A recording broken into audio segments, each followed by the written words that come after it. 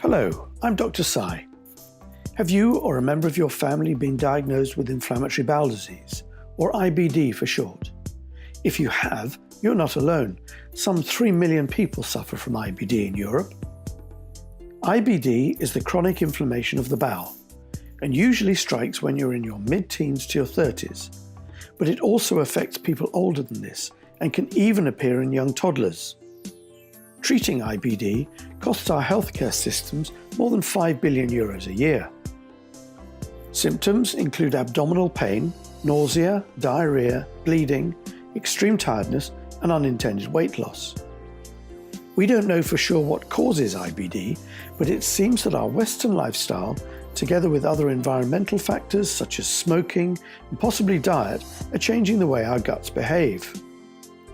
And if someone in your family has IBD, that also increases the chance of you getting the disease.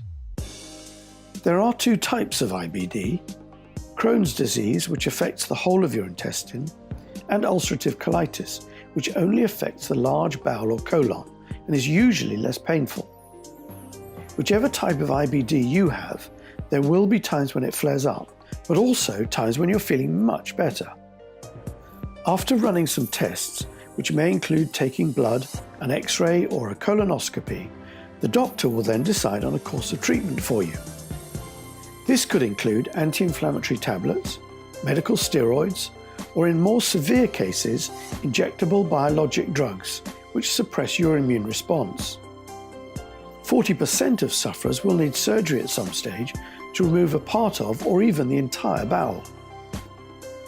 For now, there is no known cure, but research projects such as SysmedIBD are working hard to find ways to improve the treatment options for you. SysmedIBD stands for Systems Medicine of Chronic Inflammatory Bowel Disease.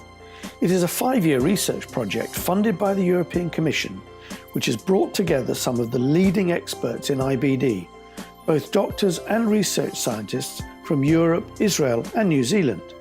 Some very clever mathematicians and computer experts have been added to the mix, and together the team has analysed the data from many hundreds of IBD patients across Europe.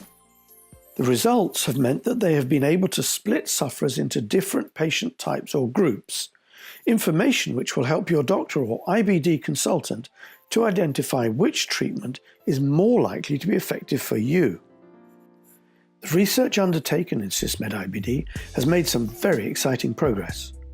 A new diagnostic tool can identify a group of patients which show a strong response in cell culture compared to controls. And a well-known drug used for some time for the treatment of other diseases has shown very promising lab test results, and after more research may be used for a subgroup of IBD sufferers. If you have been diagnosed with IBD, it really is important to know that you're not alone, and that there are many people out there trying to find ways to make your life that little bit easier. We've filmed some of our experts telling us more about the SysmedIBD project, so if you would like to know more, please visit the project website.